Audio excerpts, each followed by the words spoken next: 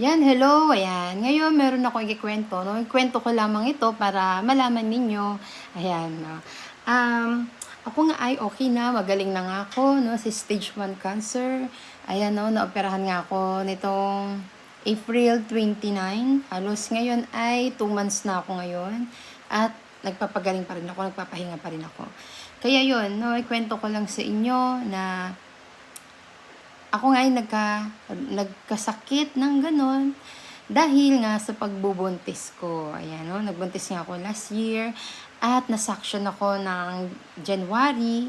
Ayan, at kahit naraspan ako, may tumutubo pa rin. Kaya, ayun. So, may tumutubong bukol na kailangan talagang operahan. Ayan, no? Pero, ang napakaganda sa nangyari sa akin, no? Hindi ako natakot, masaya ako. May mga pagkakataon lang na umiiyak ako kasi syempre, ipinapanalangin ko kay God na gumaling na ako. Ayan. Yun lang naman, no? Yun lang yung iniiyak ko lagi kay God na gumaling na ako. At syempre, may mga pagkakataon din na umiiyak ako kasi nga, alam mo yon na parang ang hirap akong makapasok sa hospital dahil nga kailangan ng dugo. Ayan, no? Kasi hindi naman ako pwedeng masaksyon, di ako pwedeng maraspahan ng walang dugo, ayan. Kaya, ayun lang naman, pero pagdating nung, eto na, nung maoperahan na ako, so halos wala akong naramdaman takot, wala akong naramdaman na kaba, o kahit na anong kalungkutan, wala naman, no? Ang iniiyak ko lang talaga, na pagalingin na ako ni God. Tsaka iniiyak ko yung patawarin niya ako. Ayun, yun lang naman lagi, hingi ako ng tawad. Tsaka ang pinakamaganda kasi, madami akong mga na-realize habang ako ay nasa gitna ng pagsubok. Ayan, pasensya na kasi ang aking wisdom tooth ay masakit. Ayan, nasa loob kasi siya ng gums ko. Ngayon, nauuntog siya ng bagang ko sa taas. So, ayan, kaya medyo nahirapan ako magsalita. Kaya yun. No, ayun na nga, no.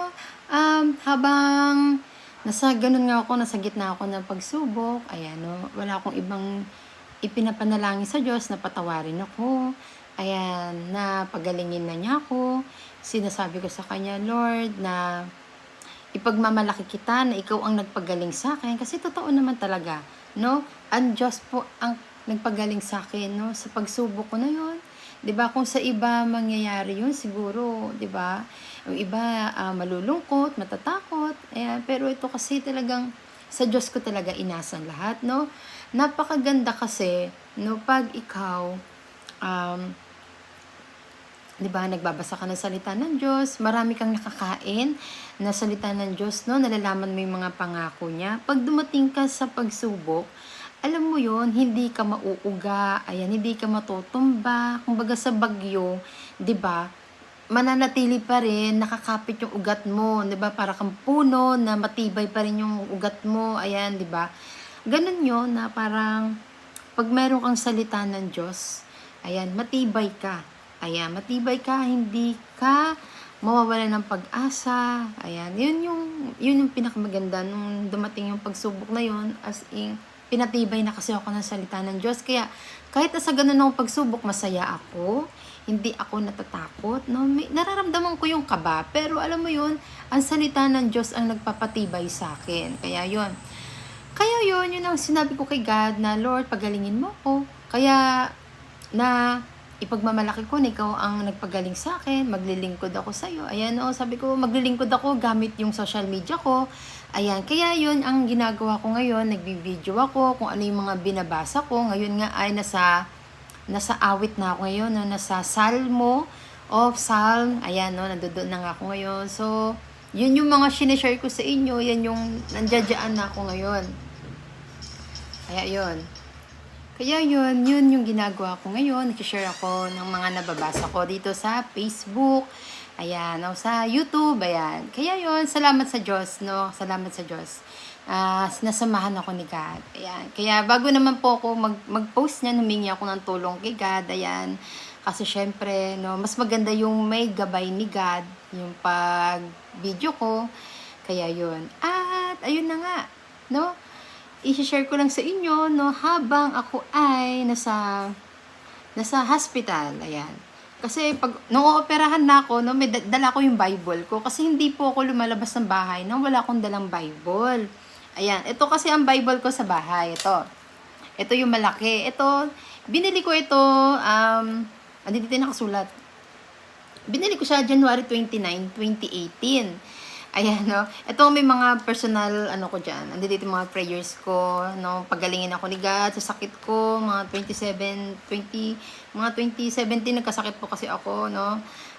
Tapos, andito yung panalangin ko, nung nagka-COVID kami ng pamilya ko, panalangin ko na pagalingin ni God yung nanay ko. Ayan. Tapos, marami yung panalangin dyan eh. Tapos, ayan. So, marami yung panalangin na nakatago lang dito, na naka-stapler. Ito ang Bible ko talaga na ginagamit ko pag nandito ako sa bahay. No? Sa tuwing umiiyak ako, ito yung Bible na niyayakap ko. No? Ito talaga ang Bible ko. Ayan. Pero syempre, pag lumalabas ako ng bahay, syempre hindi ko na ito madadala kasi malaki. Ayan, marami na nga po akong Bible. May Bible pa akong isa na binili noong December.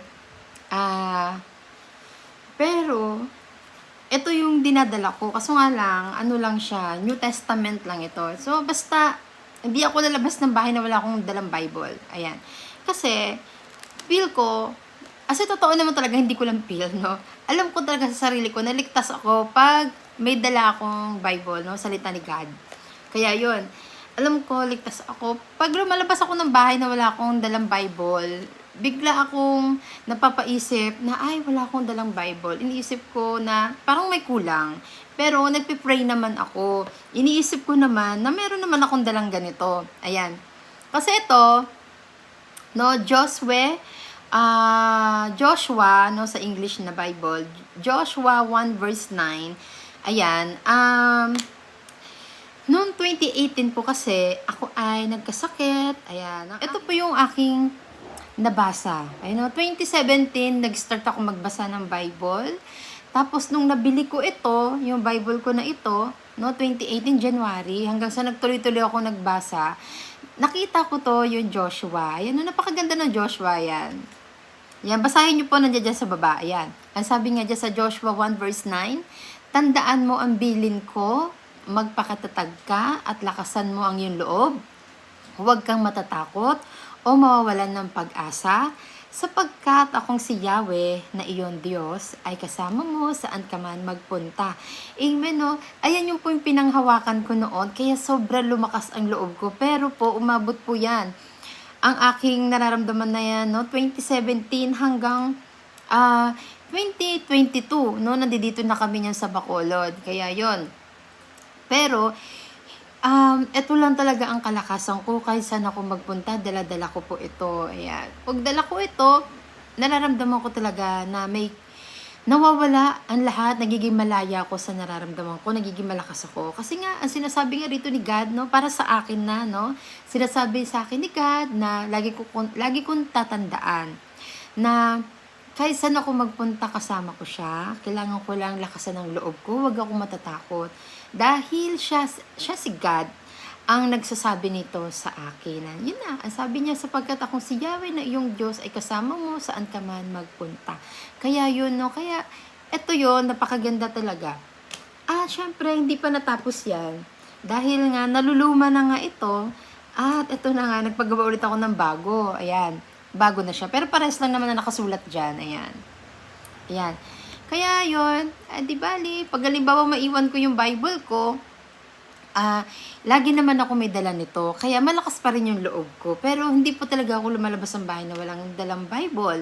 At yun na nga, nung na-hospital ako, syempre, kalakasan ko ang salita ng Diyos. Ito yung dala-dala ko na Bible, maliit lang. Di binabasa ko ito. Di bale, naiisip ko na kinabukasan, dadalhin ako sa operating room. Siyempre, ang dala ko lang doon, yung suot ko na damit. Wala na akong iba. Wala nang bra, wala na akong underwear. Kaya yun. Iniisip ko na hindi ko na pwedeng dalhin doon yung Bible. Kaya yun, kaya sabi ko sa anak ko, pera mo ako ng ballpen. Alam niyo to, di ba ito yung bracelet na sa hospital yung nilalagyan ng pangalan. Ayan. Ayan siya, yung aking pangalan, nandiyan dyan. At ito nga ay nakalagay 37 years old. April 25, 2026. Ayan. Sabi ko sana ko, pero akong ballpen. Ayan. Nung nakaram na ako ng ballpen, dito ko sinulat naman yung Joshua. Ayan. Sinulat ko yung Joshua 1 verse 9 dyan. At yun, syempre po, um, yan yung nagpapalakas ng loob ko.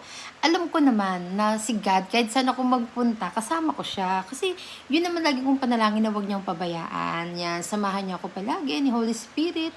Ayan, gabayan niya ako. Tapos, isinama ko na dito yung Mark 5, verse 34. Yan. Ito naman yung alam ko na pinagaling na ako ni God. Ayan. Sabi ko, pagpasok ko pala, maoperahan pa lang ako, alam ko na, magaling na ako.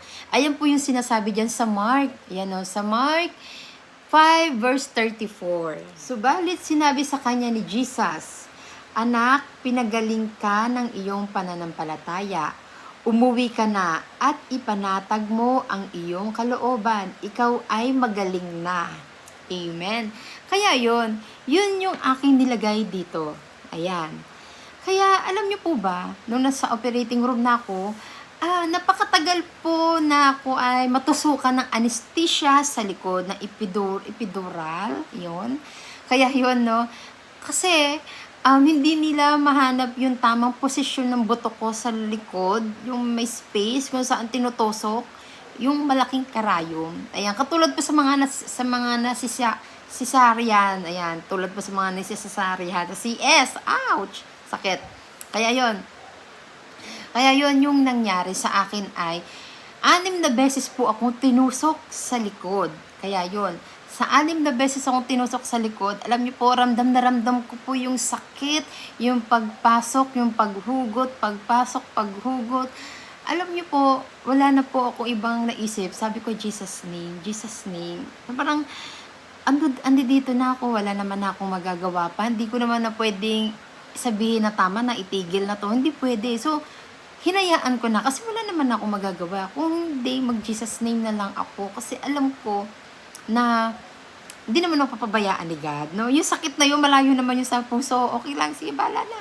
Kaya yun yung nangyari sa akin. Di bale, sa pagka-6 na tusok sa akin, doon na siya. Yun na perfect na. Pasok agad yung anesthesia, naramdaman ko na nanigas na yung aking katawan. Kaya yun. Kaya, ayun yung, alam nyo yun, na wala akong ibang inaasahan, kundi si God, no? Ang salita ng Diyos ang nagpapatibay sa akin. Kaya yun, at salamat sa Diyos, dahil nga, pagkatapos ko maoperahan, ayan, na bago pa ako maoperahan, nag-start na po yung chemo ko, hanggang sa lumabas na ako, hanggang sa natapos na. Ayan, mga naka 3 cycles lang kami ng therapy. Kaya yun, at salamat sa Diyos, no, kasi pinagaling niya ako kagad. Kaya yun, no, at ayan na nga, nag-graduate na ako, no, may certificate pa ako. Kaya yun, sobra talaga ang saya ko. Tapos bukas, meron akong monitoring, kaya yun. At syempre, ipapanalangin ko to kay God na maging okay ang ang beta HCG ko. Kaya yun, no, dahil wala na, ayoko na mag-isip pa ng negatibo. Alam ko, magaling na ako. Tinanggap ko na ang kagalingan kay God. Kaya yun, no, at syempre, yun na. Basta, lagi nang ako humingi ng tawad kay God. Kaya yun, alam ng Diyos kung ano yung mga laban ko. Ngayon, may mga pagsubok pa rin. Pero alam ko, makakalaya ako dito. Kaya, ayun, ikwento ko na sa inyo, no? Walang ibang tayong maaasahan kung hindi si God, no? Si Jesus Christ lang. Yan. Pag may mga pagsubok tayo, no? Kahit gaano karami ang pera, no? Kahit gaano karami pala ang pera, no? Hindi pala ito ang magiging solusyon, no? Walang iba kundi ang ating Panginoong Hesus lang. Kaya yun, maraming salamat sa inyo, no? God bless you.